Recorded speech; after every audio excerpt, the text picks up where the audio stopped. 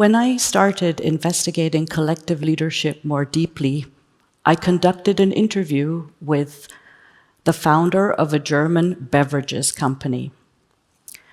Uwe explained to me how 1,700 people, including his staff, people from the supply chain like truck drivers, customers, retailers, consumers, were connected on an online platform. And each of these people were allowed to make suggestions or ideas for his company. They were discussed, and after the discussion was closed, in about 2 weeks, the ideas were adopted, if no one had issued a veto, because everyone had a veto they could issue. Not quite believing him that it worked seamlessly, I asked him, surely there's a moderator or an admin on this platform. And he said, no, there is no need. The people who are on the platform are there voluntarily, and they fully understand the impact and the consequence of participating on the platform. I probed a little further and I said, Uwe, come on. You can't have a lot of discussions. Sometimes decisions need to be made quickly. He smiled at me and he said, well, it's quite rare for decisions in the business world to have to be made very quickly. But, he added, there was one time when we had to take quick action and needed to recall bottles. And you know what?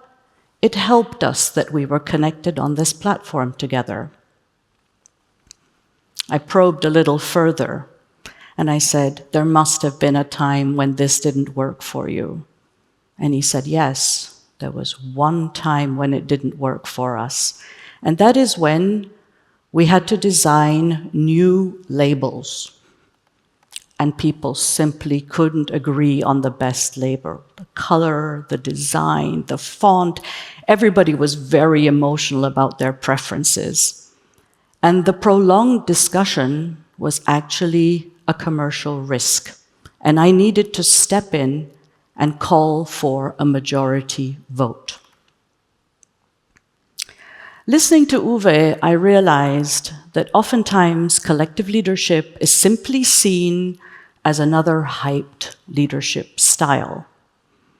At best, utopian, at worst, chaotic.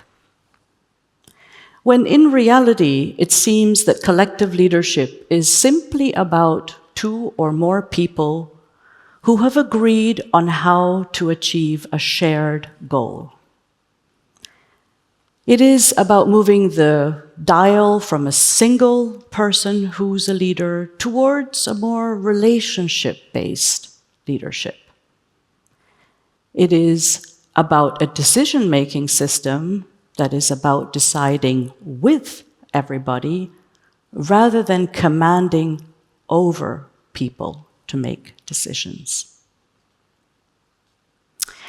As an organizational psychologist, I am fascinated by the world of work. I aim to enable people to be the best they can be at work, whatever that means for them, enhancing their capability for leadership and also their capacity for agility. I work with a whole variety of organizations, and oftentimes I see 2 departments in the same organization working on the same project but not connecting with one another.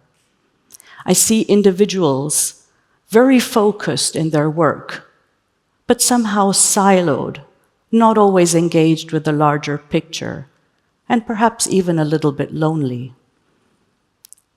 This has encouraged me to explore collective leadership more deeply.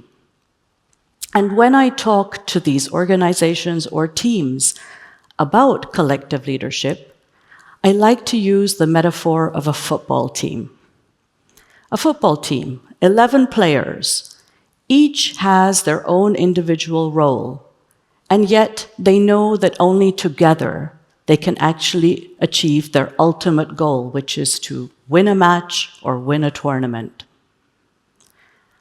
Not only do they lead collectively, they are also agile, because no matter how much they train for it, they can never really guess how a situation is going to unfold on the football field.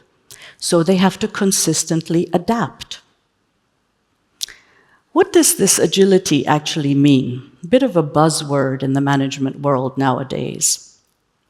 Agility is a learning process of how we adapt to change. And there are three main factors that comprise agility. The one factor is about sensing the change. So this is about the football player that has the ball and needs to decide where to send the ball to on the field, who to pass it to, scanning the field. In Uwe's case, these are 1,700 people scanning the environment and coming up with suggestions. The coming up with suggestions and the football player's ability to pass is knowledge, talent, experience, wisdom. That is at the center of agility. And the passing of the ball, the making of a decision on a platform, that is the response to the change. Responsiveness, responsibility. And that response will then become a cue for another change in the environment. So you see, it's a simple learning circle that is continuous and happens simultaneously all the time in our environment. Now, how can collective leadership enable agility? What are some of the factors that play a role? First and foremost, people need to understand in organizations deeply what their shared goal is. I once worked with a facilities management team that said to me, what we do around here, well, we move desks around, we paint walls, we change light bulbs. Towards the end of that team building, they started to tell me, you know what we do around here? We ensure that there is a safe and functional environment for our professionals to fulfill our humanitarian mission. Quite a leap. Collective leadership that enables agility at work means that we are inclusive and resilient. In a conversation I had with a former rector of Europe's largest public university, she said to me, I want to have a leadership team that is diverse and that challenges me. She said, we used to sit around and discuss until we came up with a decision, because we knew we had to. So collective leadership is also about autonomy, accountability, and mastery. Each football player can actually decide. Nobody is instructing an individual football player where to shoot the ball. And by the way, passing the ball increases the probability of actually scoring a goal. Autonomous decisions that are aligned with the shared goals. Of course, the player is responsible, accountability, but it is shared in the team because the team knows only they can achieve the goal together. Mastery is the commitment to learn so that you put your best foot forward because you have skin in the game. Collective leadership is about an equal level playing field. Anyone is allowed to score a goal in football. I know of a tech company where anybody can attend the management training program, even if they are not a manager or a team lead. In the same company, people can volunteer to be a team lead. It simply means that they will give up some of their tasks and take on some people tasks. It's not a promotion, and there is no extra compensation for it. they can equally give up that role without any kind of consequence. In another company I know of, people actually elect their team leads because that role is separate from the technical lead, which is based on expertise. This avoids getting people onto a team lead role that actually don't like people. And I'm sure you're aware of the consequences of that. Collective leadership does not mean that there are no primary leaders. This, I think, is one of the biggest myths of collective leadership. We know the football coach running on the sidelines of the field, passionately screaming something, I don't know what, at the players.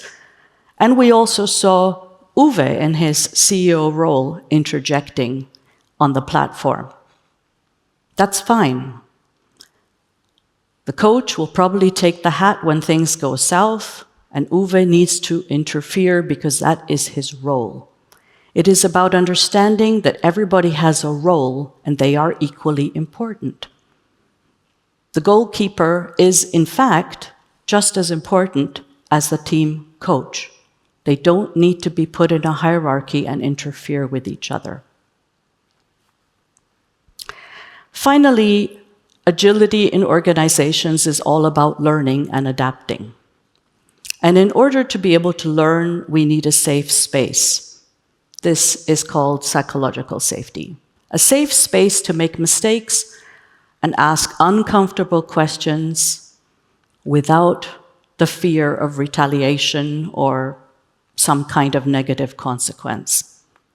If you're thinking of nurturing collective leadership in your organization that enables agility, this is a good place to start.